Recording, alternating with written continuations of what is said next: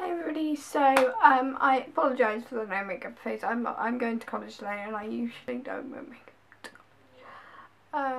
Because I never have time, even though I start at 11:25. I still don't get time to put makeup on. Usually. Well, I'm just not bothered to put makeup on. This morning I probably could, you know.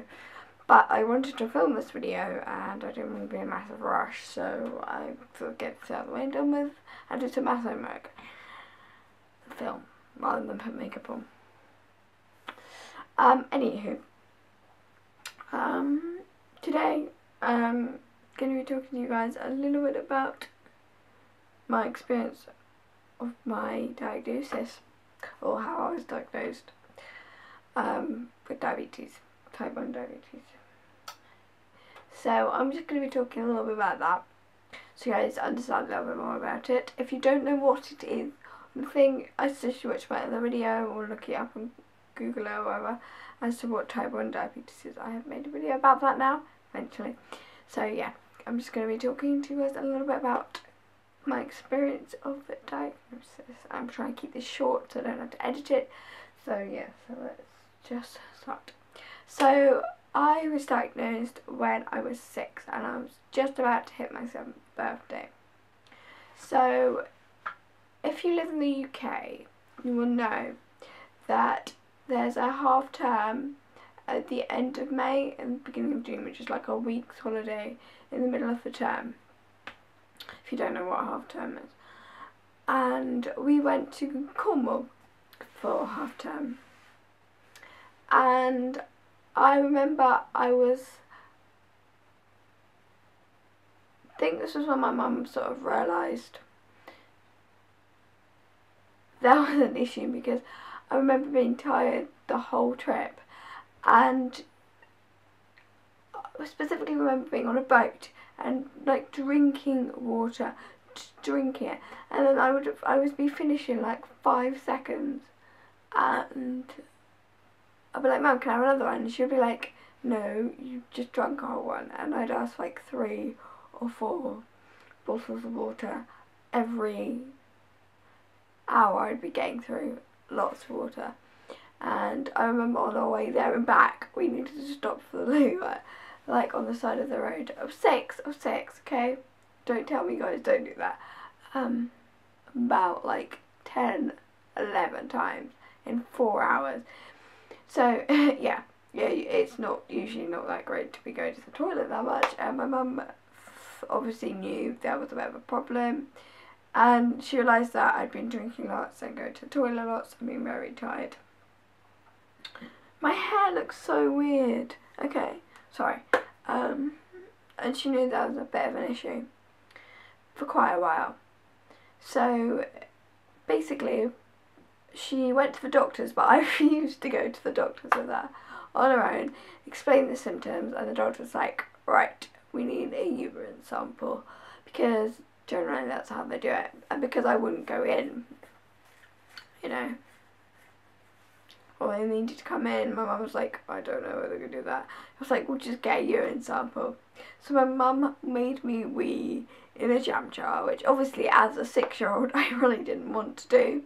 I was like, this weird ass person's going to be looking at my wee. Why have I got a wee? And I think in my mind I knew there was an issue, because even as a 6-year-old I knew something wrong. So she went off to the doctor's one morning with the jam jar. I went off to school, as you do, and about break time, I think my teacher calls me into the class and was like, right, well, your mum's just called, and my sister was there as well. You need to go to hospital for some tests. And I was like, I don't even know what I was thinking. I just was like, oh, I don't think I even related it to the jam jar. It's like, so I didn't like freak out. I think my sister freaked out a lot. I was very cool and calm about it. I don't know what it just was. I think my blood sugar is that high. I don't know how high mine was. But it was obviously pretty high. You don't really have a lot of sense or whatever. So it's quite cool and fun about it. We went off and yeah, I got there and they put some like numbing cream on my hands and we had to wait for that to like develop. And I think they knew I was coming. Like surgery had called and be like, she's coming in. And I remember, I don't remember taking much in. I don't really care about the test. I was like upset. I think I just needed the toilet so much and was so thirsty. Because I got in there and I was like, I need the toilet, I need the toilet. So they had to put like, you know when you have a cannula in your hand with your operation, you might have to have like drips, but they don't have something attached to your hand, but they might have to attach something to your hand. They put like a little thing in. They had to put one of those things in so that I could go to the toilet and come back and finish the blood test and I didn't have to start all over again.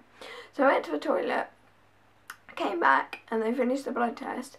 And I don't even remember going home. I was put straight into hospital, like into a, I think we went into like the little inpatients like playroom thing, and they explained what was going on and I was given a bed. I remember being so uncomfortable for ages and it was a lot to take in for a little 6 or 7 year old. I don't know if I was really aware what was going on until when we came back from the hospital. I think I was in hospital for about 3 days, 3 or 4 days, just to get the gist head round the whole injection thing and make sure we knew what we were doing. And then I was let out and I think I was kept off school for maybe a week or 2, just so we could get used to what we were doing and the school could maybe learn a bit. I don't remember whether the school learned while I was at home or when I got back to school. So yeah, because it was quite a big adjustment. I'd been in hospital. I don't know how high my blood sugar was. I don't know how bad it was. I know some people have almost been in a coma, which is awful. I don't think I was quite as bad as that. But obviously my body wasn't healthy, so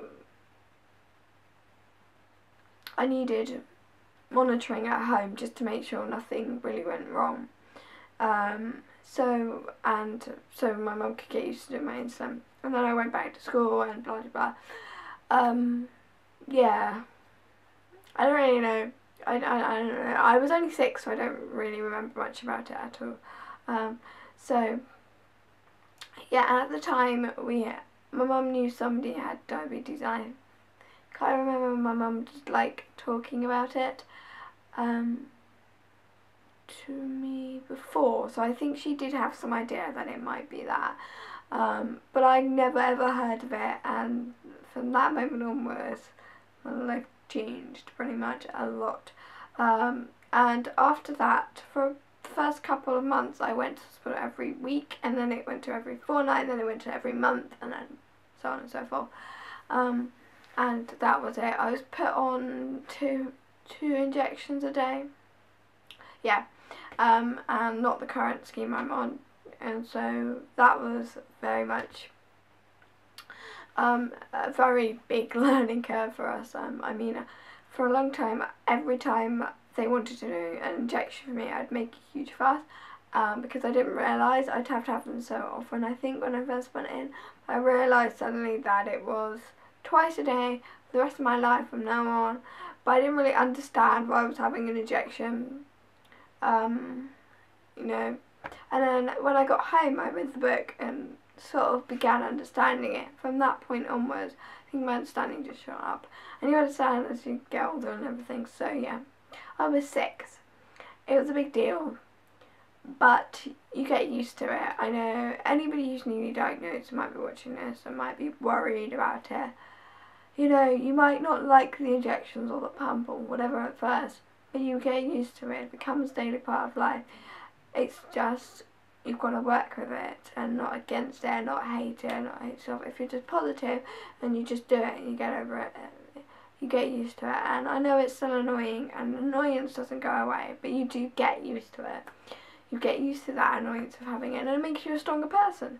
So yeah, just stay positive, guys. Tell me, guys, what it was like for you to be diagnosed in the comments, or in a video response or something, and maybe I'll watch that and we can have a little discussion about what it was like. I found it very scary to be in hospital, and I'll tell you a little story very quickly.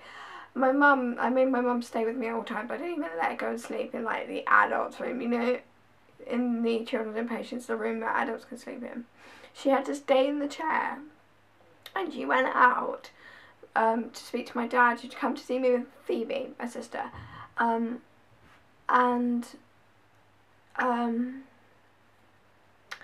I was like, Mum, don't go, because I was so worried about being left in this hospital.